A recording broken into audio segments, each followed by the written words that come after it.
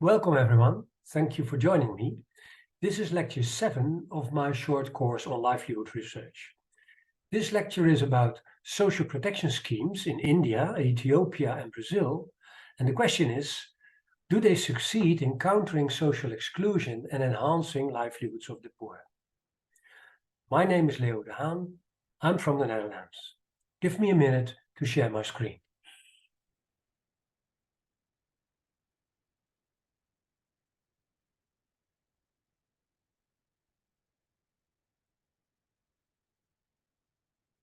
I'm an emeritus professor of development studies.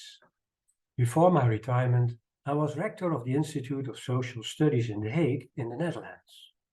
The ISS is the oldest and leading development studies institute in the world.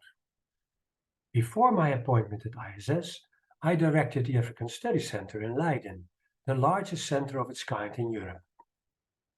I was trained as a human geographer, and throughout my academic career, I have focused my research on livelihoods in Africa. This short course is on the MA level and is open to all interested students, anywhere in the world. The purpose of the course is to make you familiar with livelihoods research and to inspire you to use it. In previous lectures, I explained the basics of livelihood research, questioned the sustainable livelihood framework, and argued that contemporary livelihood research should focus on issues of domination, power, and social exclusion. This course also has a second objective, called a reflective objective. That reflective objective is about contextualizing livelihood research against the backdrop of a critical assessment of development studies itself. Any topical interpretation and practice of livelihood research can only be achieved through this second objective. Social protection is usually defined as public policies and interventions that are meant to prevent destitution and to promote welfare. Lecture 6 started with an overview of social protection as development strategy and concluded with ways social protection can enhance the poor people's livelihood. 4 elements were considered: protection, prevention, promotion, and transformation, and special attention was given to the graduation approach. In this lecture 7, I will present 3 cases, each examining a prominent social protection scheme. The Mahatma Gandhi National Rural Employment Guarantee Act in India, the Productive Safety Net Program in Ethiopia, and Bolsa Familia in Brazil. These cases show how social protection works in practice. The main question is, are they able to tackle social exclusion and do they open up trajectories to sustainable livelihoods? Therefore, I will evaluate the impact of these schemes on livelihoods, bearing in mind the 4 elements of livelihood enhancement: protection, prevention, promotion, and transformation.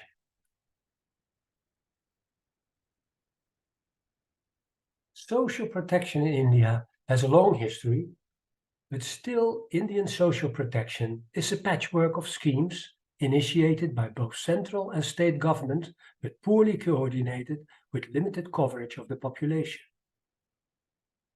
Most of the schemes only target the extreme poor or are limited, as of old, to workers in the formal sector, while the bulk of the Indian workforce works in the informal sector.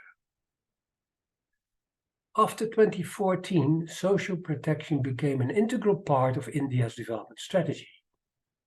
Social protection was no longer viewed in India as only providing monetary payment, but also as a delivering public amenity schemes to households.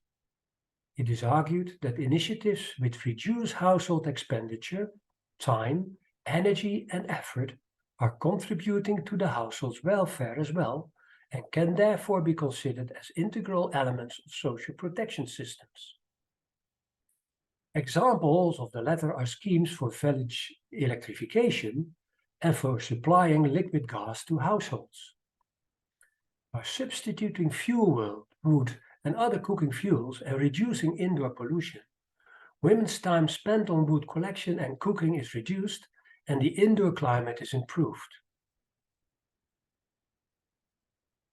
The Mahatma Gandhi National Rural Employment Guarantee Act was established in 2005, following a long history of public work schemes mainly to relieve famine and drought. The scheme, mainly funded by the central government, grants every household the right of 100 days of paid work per year against a minimum wage. Work is usually provided in local infrastructure projects such as roads, water conservation, like digging ponds, and irrigation channels. If NREGA cannot provide work within 2 weeks, an unemployment benefit should be paid. NREGA is often said to be the world's largest anti-poverty and public work scheme. In 2017-2018 alone, it reached 51 million households. Studies evaluating NREGA show mixed results. On the positive side, it has paid wages to many rural poor who otherwise would have been without income, for example, during the agricultural slack season. It has also raised rural wages and supported marginal groups, in particular women and scheduled castes and tribes. By doing so, the scheme improved household consumption levels and also reduced distress migration. So NREGA has achieved livelihood protection and livelihood prevention in many instances. But asset building, that is, livelihood promotion, has been less successful and mainly limited to water harvesting. For example, roads constructed were of poor quality and ponds often dried up in the summer because of their limited depth. It is argued that instead of focusing on rural infrastructure, the scheme should pay more attention to building households' livelihood assets and improve the productivity of small farms. In addition, job creation was lowest in states that needed most. This was due to political unwillingness, indicating that the right to work is not self-evident in India.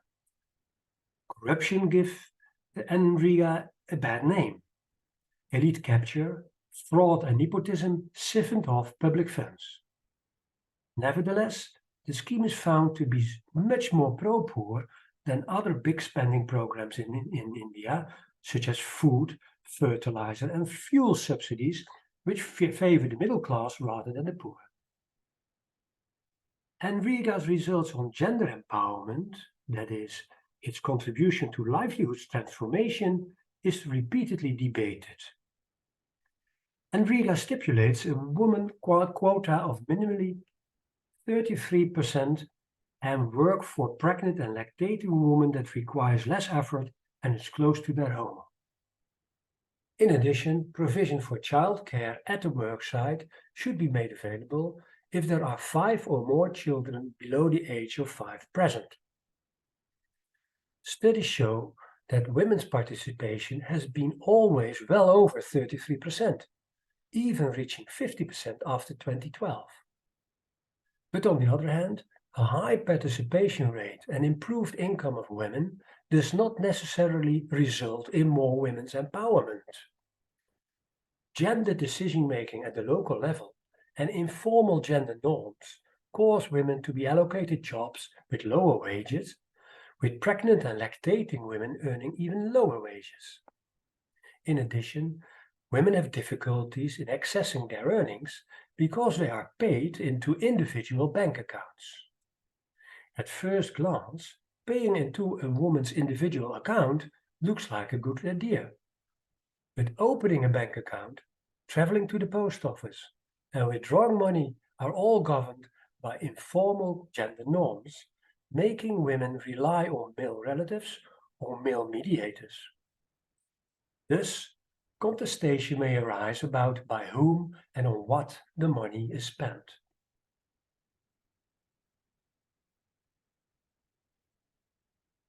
The Productive Safety Net program of Ethiopia was launched in 2005 following a number of emergency food aid and food for work programs.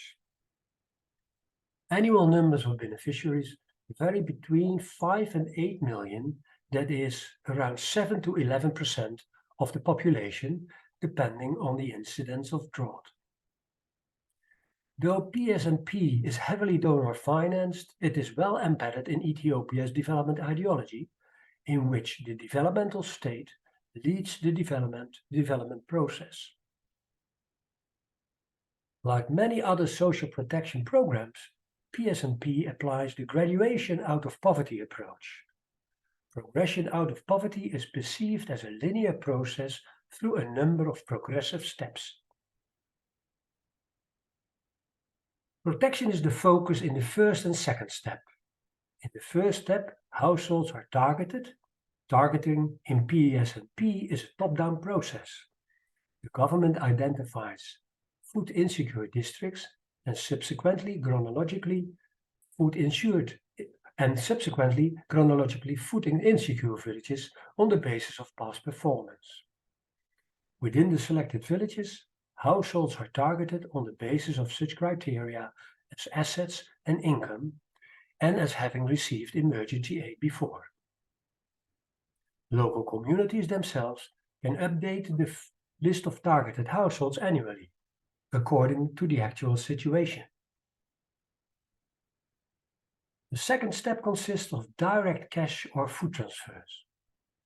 Targeted households without able-bodied men due to age, disability or illness receive direct support in cash or kind. Cash transfers to these households are paid through the district financial office or electronically through service providers.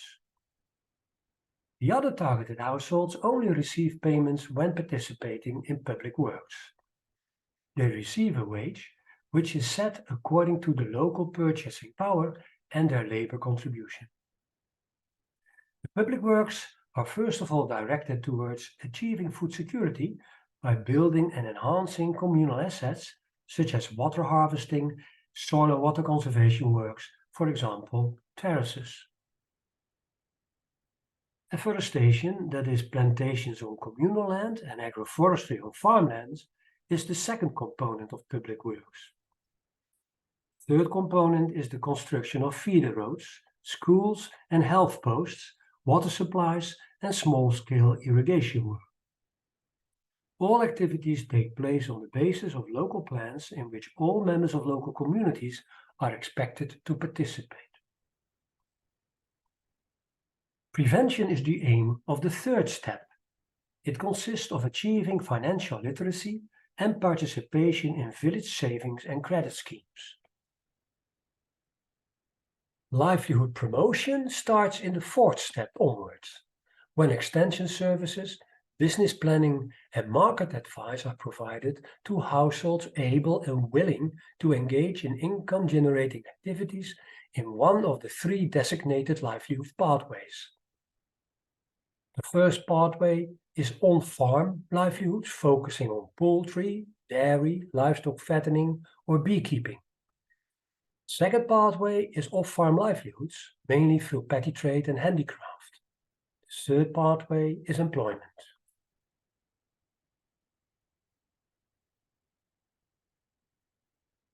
In the fifth step, intensive support and mentoring in one of the three designated livelihood pathways continues. In the sixth step, households are supposed to be able to access mainstream credit and marketing facilities.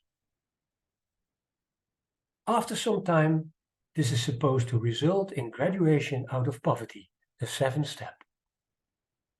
But graduation results are modest, if not disappointing.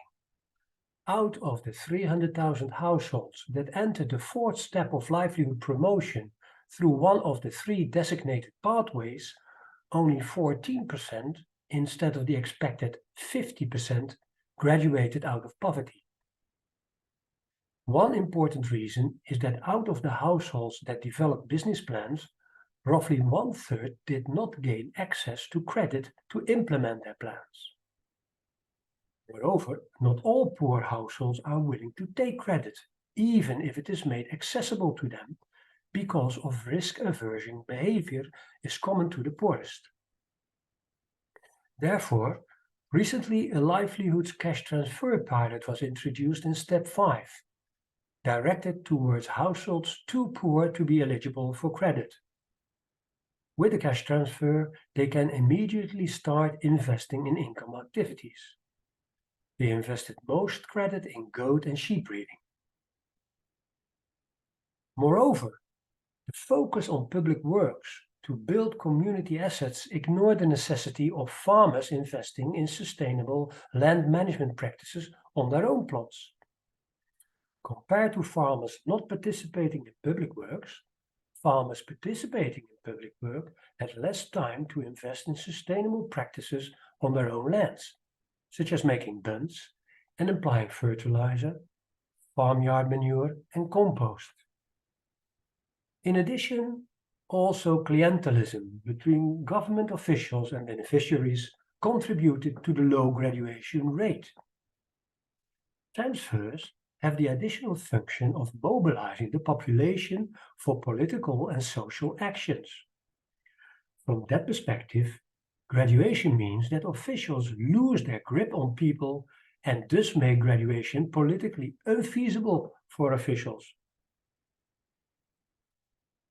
Finally, in PNSP 2, exclusion lurks, and not only because the poorest households are not always willing to take credit.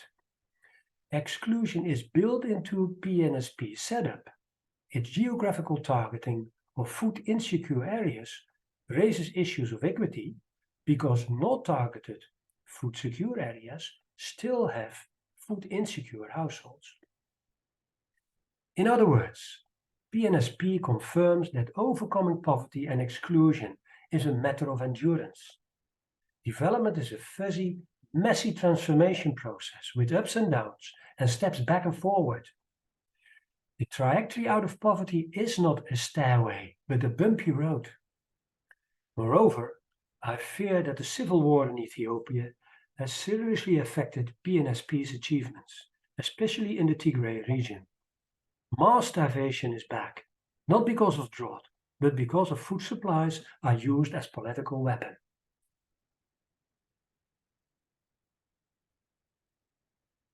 Bolsa Familia, said to be the largest conditional cash transfer program in the world, started in 2003 when the Workers' Party came to power in Brazil.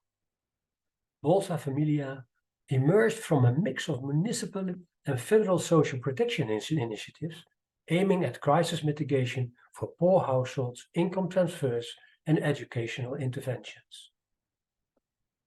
Bolsa Familia aims, firstly, for instant cash transfers to households to alleviate poverty. Secondly, for increased use of education and health services by children to reduce poverty in the longer run. And thirdly, for job training and microcredit to improve adults' livelihood perspectives. Households in extreme poverty and households in a moderate poverty with children are eligible for the program. Monthly benefits consist of a basic transfer and a variable transfer. The variable transfer is additional and depends on the number and age of minors in the household. But also expectant mothers receive the variable transfer in addition to the basic transfer. Transfers were conditional right from the start of the program in order to enlarge political support and to maximize the impacts on the poor's livelihood. Conditions are school attendance, including remedial teaching for children and youth, timely vaccination, grow monitoring for children, and prenatal monitoring for pregnant women. As a rule, transfers are made to the female head of the household. Each beneficiary receives a debit card, which is charged up every month. Non-compliance with the conditions results in suspension of the transfer, but monitoring is soft and suspensions are rare. A large number of studies has evaluated Bolsa Familia's impact, and achievements are impressive. Children's weight for height and body mass improved. The incidence of immunizations improved. School attendance went up, mainly for girls. Grade repetition reduced. Children's entry into the labor market was delayed by a year. Prenatal visits by expectant mothers increased, and contraception use rose. Mothers' influence in decision over households' budget improved. Beneficiaries of the program have a greater chance of remaining in their jobs than non-beneficiaries. Moreover, Bolsa Familia's inequality-reducing power is significant. It explains almost 1/3 of the reduction in household income inequality, mainly because transfers go to the households at the bottom of the income pyramid. These evaluative studies generally confirm Bolsa Familia's success in livelihood protection and prevention. However, achievements in livelihood promotion are mainly in the fields of education, of course not the least field, while achievements in livelihood transformation are only sporadically documented. According to an in-depth evaluative study among 150 female Bolsa Familia beneficiaries, by the way, the authors prefer the term grantees as more respectful and humane, Bolsa Familia produced significant changes in the lives of the grantees. Grantees were mainly poor women living in economically disadvantaged rural regions or in semi-rural neighborhoods on the periphery of urban centers. Though the value of the grant was limited, women generally experienced important changes in their material well-being. They also thought it was a good thing that the card was issued in their name instead of their husband's.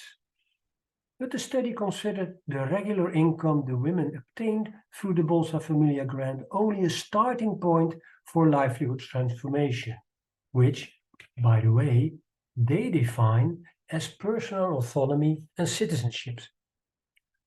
From that perspective, the study mostly found only small beginnings of autonomy.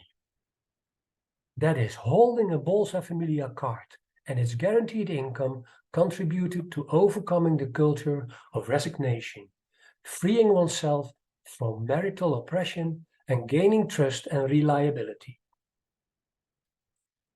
2015 economic crisis in Brazil, which reduced government revenues, as well as the shift towards a new populist administration under Bolsonaro, put Bolsa Familia under pressure. Under Bolsonaro, the admission of new beneficiaries to the program slowed down and the total number of beneficiaries dropped. But ahead of the presidential elections, social benefits for the poor were boosted. President Lula, who won the elections, kept that increased payment and resumed some basic conditions for access to the program.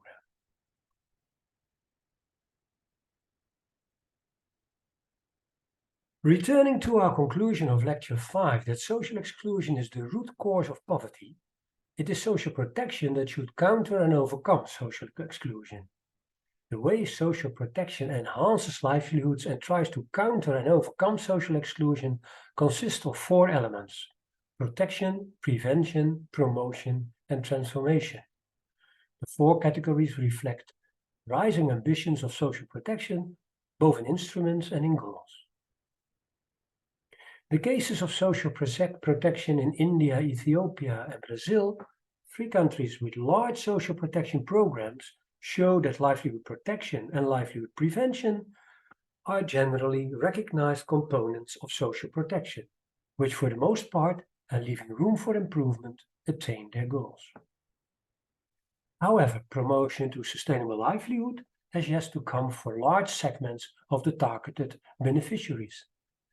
And without massive successful livelihood promotion, transformation towards dignified livelihood as the moral aspiration of social protection seems unlikely. Yet, the cases of India, Ethiopia, and Brazil do show some encouraging results in the field of livelihood transformation as demonstrated. Moreover, the cases also point at an alternative interpretation of the social protection elements. Instead of livelihood promotion being a necessary condition for livelihood transformation, livelihood promotion and livelihood transformation go hand in hand. Improvement in livelihood promotion triggers progress and transformation, and progress and transformation unlocks new opportunities for livelihood promotion, etc. Thus, similar to the contested idea of linear progression out of poverty, a strictly linear progression from protection to transformation should be rejected. Nonetheless, dignified, sustainable livelihoods remain a pipe dream for many. That is not surprising. Transformation towards sustainable livelihoods entails building the poor's empowerment. That means, as shown in Lecture 5, tackling societal structures of domination, which is difficult because of vested powers resisting. And at this point, I should return to an important issue of Lecture 5. That is the issue of power to and power over. Power over is the exploitative power built on force and domination.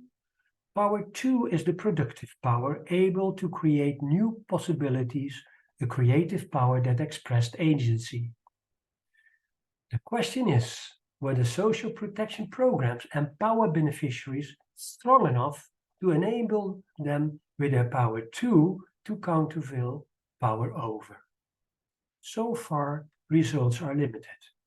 Social protection programs have achieved a lot in the field of livelihood protection and prevention, and sometimes also in promotion. But the field of transformation and the strength of power to countervail power over and thus social exclusion, efforts have to be stepped up considerably. It probably means that social protection programs need to be broadened and deepened considerably. Worth mentioning at this point is a comprehensive view of social protection, favored by some development theorists and practitioners, called transformative social policy. Transformative social policy aims to go beyond the idea of social protection reducing vulnerability and poverty. It argues in favor of a broader economic, social, and political transformation, some would call that development, grounded in norms of equity, social justice, and solidarity.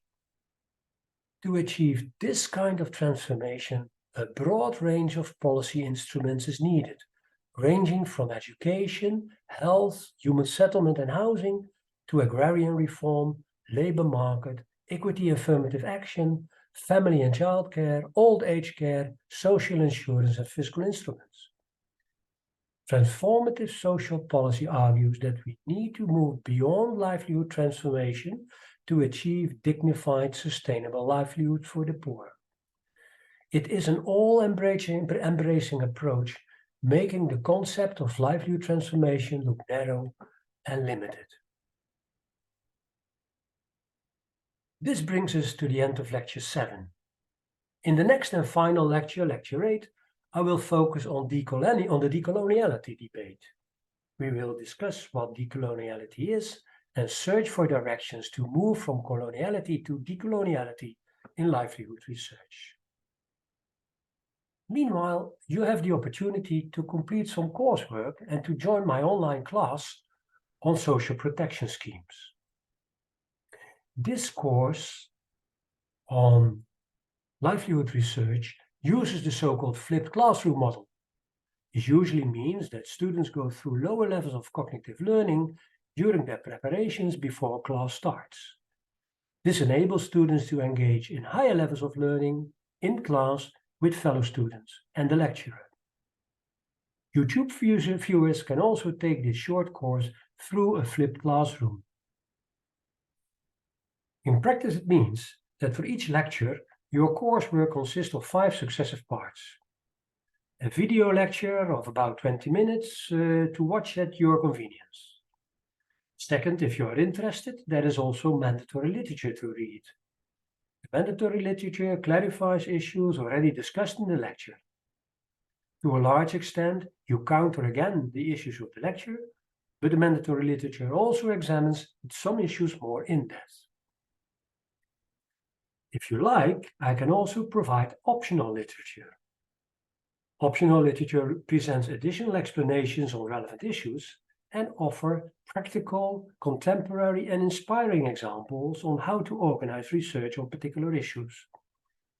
Of course, you are advised to read the optional literature attentively, but if you have little time, you should at least glance through it. Or I can send you an assignment. The assignment enables you to apply the subject material discussed in the lecture and the mandatory literature. Finally, after having completed these 4 steps, I offer you the opportunity to participate in online classes, either individually or in small groups. Date and time of online classes will depend on your wishes and what your schedule allows. During that online class, 1 class per lecture, you will have the opportunity to raise questions for clarification, to formulate critique, and then to engage in applying the subject matter by discussing the assignment. It's best to complete steps 1 to 4 before moving on to the next lecture, and it's mandatory for participation in the online class. The reason for that is simple. By completing these 4 steps first, you will have achieved already the lower levels of cognitive learning, meaning that the online class will become much more challenging and fruitful because we can focus on the higher levels of learning, such as applying, analyzing, and evaluating. So start your lecture by watching the video. Then, on your request per email, I will make available various materials. That is a document explaining the didactical approach, the mandatory and optional literature, and the assignment. Don't worry, all docs are open access. Date and time of the online class will depend on your wishes and what your schedules allow. So thank you for joining me now. I hope to see you again in the next lecture on decoloniality and how to arrive at decoloniality in livelihood research. Bye-bye.